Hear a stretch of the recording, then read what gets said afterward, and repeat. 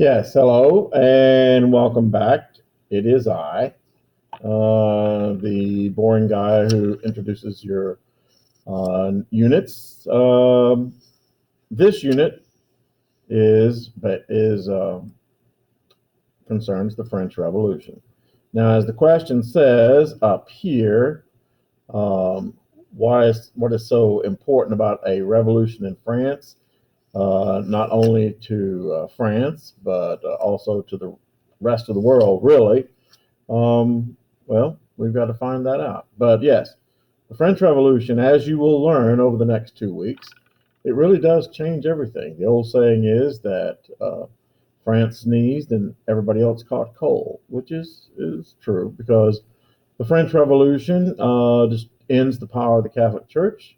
It destroys the last vestiges of feudalism, uh, inequalities, lords and peasants in Western Europe and eventually in Eastern Europe. The French Revolution gives birth to the metric system. Yeah, a new way of measuring things. The French Revolution also gives birth to a guy named Napoleon. And all of these things because of the French Revolution. Well, what began the French Revolution? Well, before we get into that, let's just look at some major players of the French Revolution. Uh, Here, this one, yes, let's begin this one. This is the King of France, Louis the 16th. Now, you probably remember a couple of chapters back studying about Louis the 14th. Louis the 14th was the prototype for what a absolute monarch should be. He was an effective king. Now, notice I didn't say a good king. He was an effective king, meaning that he set France up the way he wanted to set it up. Uh, and he got what he wanted out of it. He established, Palace of Versailles. He, lived lavishly.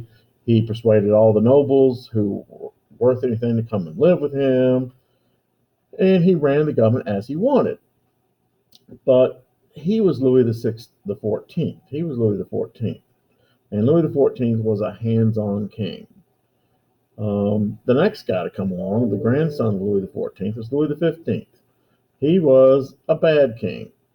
And in fact, Louis the 15th even admitted that he said, things are going to last in my time, but after me, his exact words were, it was after me, the deluge, meaning that everything's going to fall apart. And into that world is born this guy, Louis the 16th, a bumbling fool.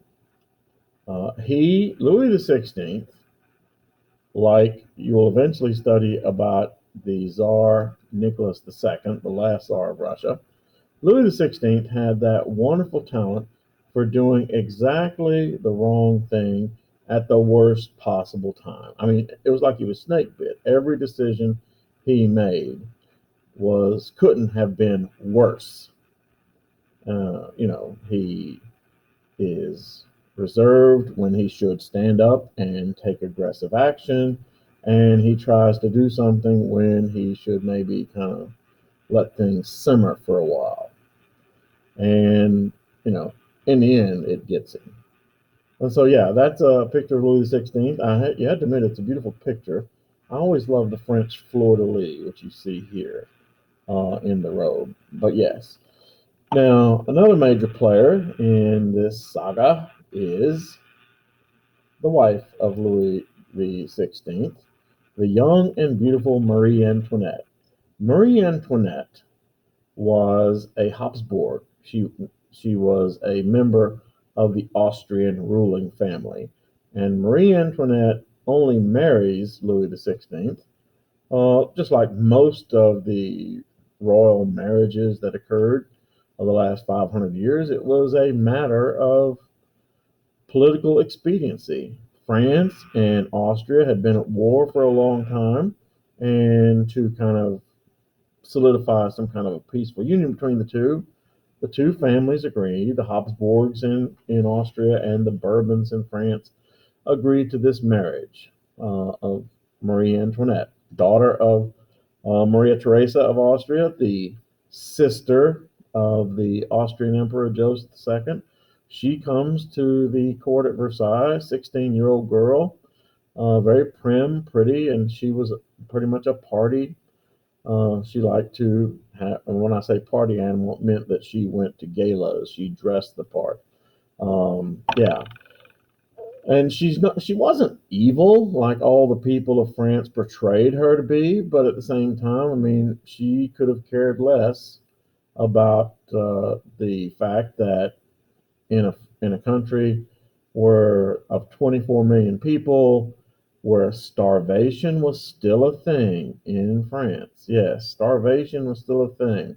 In the 18th century, the supply of food in France had been exceeded or taken over by the population. There were more people than they had enough food for. And there wasn't going to be any more food for the foreseeable future because the French farmers still used farm methods left over from the Middle Ages. And so, yeah.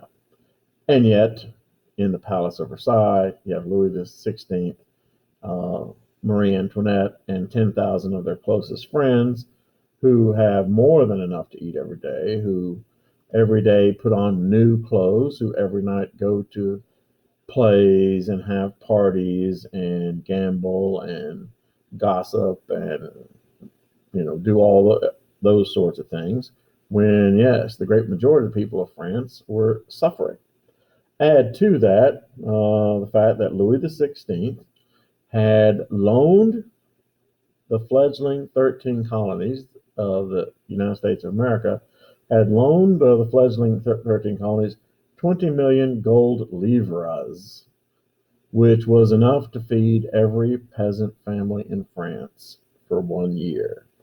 And yeah, that's them. In fact, the whole situation in France can be summed up like this. Let's look at this picture.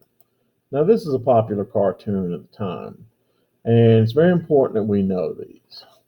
And what this cartoon represents, here you see, this is a cartoon that represents the third estate. And see, estate. And the third estate represents about 97% of the population of France. 80% of the population of France were peasants. In fact, we'll get to that. 80% of the population were peasants. The remaining 15 to 16% were members of the working class, the so-called sans-culottes, the people who actually worked with their hands.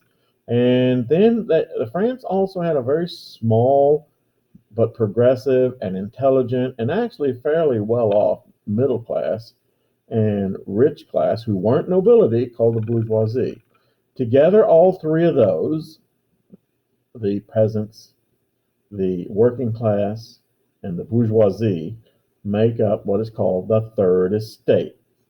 Now, the first estate is this guy, meaning he is the clergy, the officials of the Roman Catholic Church. And the second estate is this guy, the nobility. And of course, this is the king riding back here. But you can see through this cartoon that